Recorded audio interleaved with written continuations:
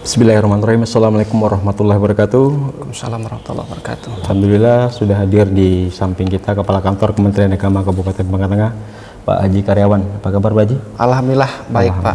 Alhamdulillah. Saya mau bertanya Pak Haji terkait dengan isu-isu yang beredar di masyarakat tentang masalah pansus DPR RI pada pelayanan haji tahun 2024 Pak Haji, di mana banyak orang mempertanyakan urgensinya pembentukan angket yang akan dibentuk oleh DPR RI maksudnya. Dalam catatan kami bahwa sebenarnya Kementerian Agama itu sudah banyak prestasi setiap tahunnya itu yang ditingkatkan terkait dengan pelayanan haji. Nah, untuk hal tersebut mungkin bisa dijelaskan tentang urgensinya pansus tersebut hadir untuk pengawasan terhadap Kementerian Agama Pak Haji. Baik, terima kasih. Terkait dengan hak angket Dewan Perwakilan Rakyat kita, itu adalah memang salah satu hak istimewa yang dimiliki oleh DPR RI untuk melakukan pengawasan terhadap pelaksanaan pemerintah dan pelaksanaan undang-undang atau kebijakan pemerintah, kebijakan pejabat pemerintah, dan perlu dicatat bukan untuk menyelidiki individu. Dan memang banyak kalangan mempertanyakan urgensi bila dibanding dengan peningkatan kualitas layanan dan kepuasan masyarakat terhadap layanan yang diterima. Kita lihat saja dari survei kepuasan jamaah haji Indonesia atau IKJHI yang dilakukan oleh BPS, Badan Pusat Statistik. Silahkan dibuka datanya nanti. Mulai dari 2010 sampai 2017 itu pada angka kepuasan 81 sampai 85. Itu artinya dalam kategori memuaskan. Kemudian di tahun 2018, 2019, 2020 kita tidak memberangkatkan, 2021 tidak memberangkatkan, 2022, 2023 itu angka kepuasan di atas 85 sampai 90,45. Itu dalam kategori sangat memuaskan. Artinya di dalam penyelenggaraan haji kita 4 tahun terakhir ini itu sangat memuaskan bagi jamaah haji. Atau secara real silahkan dicek atau ditanya langsung kepada jamaah haji. Jamaah haji kita PLM Kloter 5 yang tergabung dengan Bangka Tengah, Bangka Selatan, dan Kabupaten Bangka, dan satu regu ada dari Bangka Barat. Itu silahkan dicek data mereka by name, by handphone. Silahkan disurvei, tanya tentang kepuasan, bagaimana layanan para petugas, demikian pula fasilitas yang mereka terima, baik di Arab Saudi maupun di dalam pelayanan-pelayanan lainnya, bagaimana fasilitas serta perhatian yang mereka rasakan sebagai jamaah haji. Memang ya, di dalam yang namanya suatu penyelenggaraan yang besar, tidaklah bisa 100% dikatakan sempurna. Melayani jamaah haji yang notabene berjumlah 241.000 di 2024 ini tadi, untuk memindahkan sejumlah orang dari satu negara ke negara lain, kemudian memobilisasi, demikian pula dengan kebutuhan-kebutuhan layanan, akomodasi, transportasi, konsumsi, kesehatan, dan seluruh aspek-aspek dari jamaah haji harus diperhatikan. Nah, ini adalah hal yang tidak mudah. Semua sisi layanan diperkuat dan diperhatikan, tapi terkadang sudah dalam perencanaan kita ya, di dalam memberikan pelayanan kepada jamaah haji sudah matang dalam persiapan, terkadang ada saja kendala di luar kemampuan layanan, dan harus dilihat sebagai suatu kasuistik saja. Misalkan di tahun 2023 ada jamaah haji kita yang terdampar di Musdalifah. Ini bukan unsur kesengajaan, misalnya karena padatnya jamaah haji yang memakai jalan antara Musdalifah Mina dengan orang banyak berjalan kaki, kemudian banyak kendaraan, sehingga bus shuttle yang menjemput mengantar jamaah haji kita dari Musdalifah ke Mina tidak bisa secara maksimal dan leluasa untuk antar jemput. Nah, inilah yang harus kita lihat sebagai suatu kasuistik, sehingga apa yang terjadi dari setiap pelayanan-pelayanan yang telah lalu tetap dievaluasi dan dipersiapkan untuk kebaikan-kebaikan dari layanan jamaah haji ke depannya. Oke, itu tadi terkait dengan pelayanan haji. Ada lagi yang bisa menjadi sorotan, bagaimana tanggapan Anda terhadap penggunaan kuota tambahan yang dipertanyakan berbagai pihak, Pak Haji? Iya, Jadi sebagaimana yang sudah kita ketahui bersama ya, tentang kuota tambahan yang dialokasikan dengan 50-50, 10.000 untuk jamaah haji kita yang reguler, kemudian 10.000 untuk jamaah haji khusus. Tentu kebijakan ini tidaklah ujuk-ujuk dan serampangan, tentu sudah melewati berbagai pertimbangan teknis yang ada di Kementerian Agama Republik Indonesia kita beserta regulasi yang ada di negara kita. Kan sudah ada KMA, Keputusan Menteri Agamanya nomor 130 tahun 2024 tentang kuota haji tambahan di tahun 2024 ini. Kemudian turun lagi dengan Kep Dirjen PHU nomor 118 tahun 2024 tentang petunjuk pelaksanaan kuota khusus tambahan di tahun 2024 ini. Dan ini tolong dicermati juga ya, bahwa dari materi Undang-Undang nomor 8 tahun 2019 kita pada pasal 9 itu mengatakan bahwa pada ayat satunya, dalam hal terdapat penambahan kuota haji Indonesia setelah Menteri menetapkan kuota haji, Menteri menetapkan kuota tambahan. Itu pasal di ayat satunya. Ayat 2-nya mengatakan bahwa ketentuan mengenai pengisian kuota haji tambahan diatur dengan peraturan menteri. Ini apa artinya? Bahwa ada kebijakan di level kementerian yang diambil, tentu dengan pertimbangan-pertimbangan layanan haji itu sendiri. Sebagaimana dikatakan, kuota tambahan ini selain berkah juga dapat memberangkatkan jamaah haji kita yang banyak, juga dari segi layanan adalah tantangan. Bagaimana semua lini layanan harus menyesuaikan.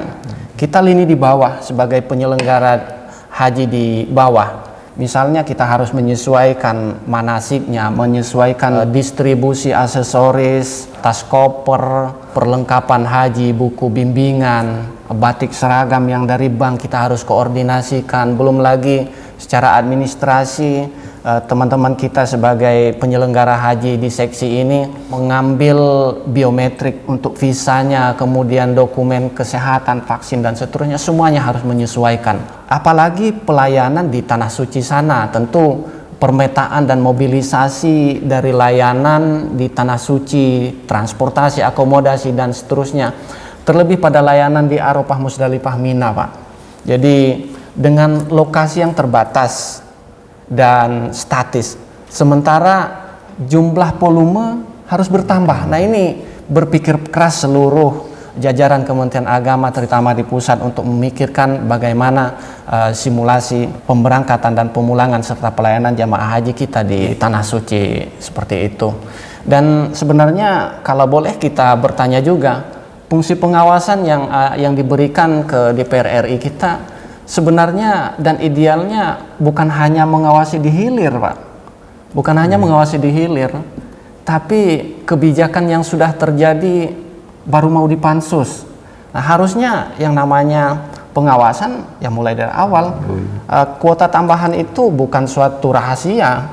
Kita sudah tahu semua. Nah, ketika kita tahu bahwa ada kuota tambahan dan seterusnya, seharusnya pengawasannya bukan hanya di hilir saja setelah terjadi kebijakan baru dipertanyakan, tapi harusnya dari awal seperti itu. Karena saya kira kurang fair kalau mengawasi hanya di ujungnya saja, Pak. Selanjutnya, Pak, menurut Bapak selaku pimpinan yang melayani jemaah haji di tingkat daerah, apakah dengan adanya pansus itu akan berdampak terhadap pelayanan haji ke depannya, Pak? Iya, Pak. Jadi sekali lagi kita semua tentu menghargai hak konstitusi yang diberikan kepada legislatif kita sebagai fungsi pengawasan dengan membentuk pansus ini ya.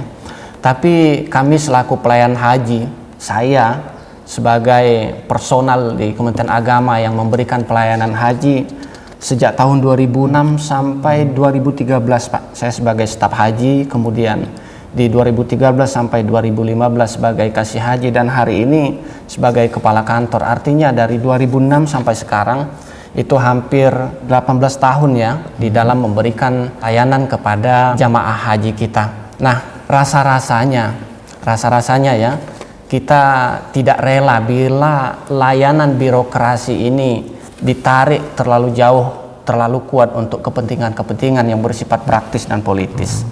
Kita sebagai pelayan haji di arus bawah bersama jamaah haji langsung. Saya kira semua insan Kementerian Agama di seluruh Indonesia juga seperti itu, sudah membangun ekosistem layanan yang cukup kuat, cukup rapi di stakeholdernya masing-masing di semua tingkatan. Bagaimana membangun ekosistem layanan bersama-sama dengan tokoh masyarakat, dengan perangkat desa, mulai dari mengantarkan pendaftar haji warganya, kemudian bersama tokoh-tokoh memberikan bimbingan, bersama stakeholder teman-teman di kesehatan memberikan layanan kesehatan, dokumen paspor bersama teman-teman di imigrasi misalnya, bersama pemerintah daerah, bersama pemerintah provinsi, bagaimana kita sukses dan berkoordinasi terus di dalam pemberangkatan, di dalam pemulangan. Nah, artinya kita sudah membangun ekosistem layanan haji yang terbentuk dengan kuat dan baik. Demikian pula dengan kepercayaan masyarakat yang saya sampaikan di indeks kepuasan jamaah haji tadi.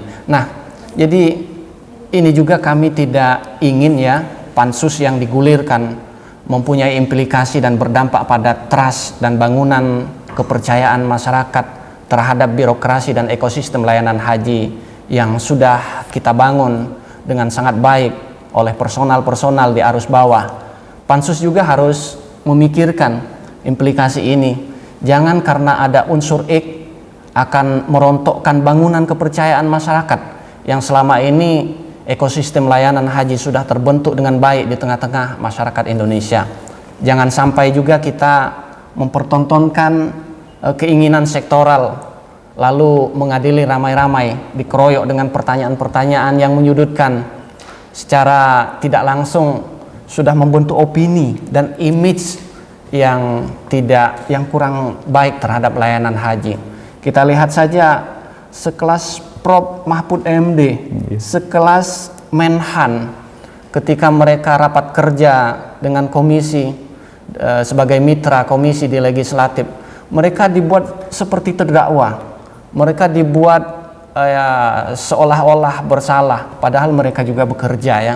Nah, demikian pula haji ini membangun spiritual masyarakat. Jangan sampai framing dan opini yang terbentuk akan merusak hati dan pikiran jamaah haji kita yang akan beribadah, terikut dengan arus yang bergulir padahal mereka itu mau beribadah. Demikian pula mereka yang pulang, kepengen haji mereka tidak rusak hati mereka dengan pikiran-pikiran yang di framing. Oke, satu lagi pertanyaan terakhir, Pak. Bagaimana idealnya semua pihak dalam berkontribusi untuk pelayanan haji ini, Pak? Ya, jadi ini Pak, layanan haji ini sudah luar biasa kita lihat bersama ya, ikhtiar yang dilakukan baik dari Kementerian Agama selaku leading sektor, kemudian bersama-sama stakeholder yang terlibat, semua dalam kesungguhan berikhtiar memberikan layanan yang terbaik untuk layanan haji ini. Oleh sebab itu penting untuk diingat bahwa penyelenggaraan haji adalah tugas kompleks yang melibatkan banyak pihak.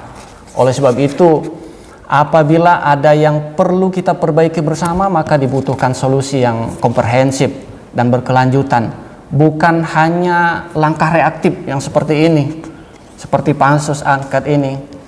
Jadi perlunya pemerintah bersama DPR, seluruh elemen pemangku kepentingan harus bekerja sama untuk membangun sistem penyelenggaraan haji yang transparan, akuntabel, berorientasi pada pelayanan yang terbaik untuk jamaah haji kita. Gimana Pak?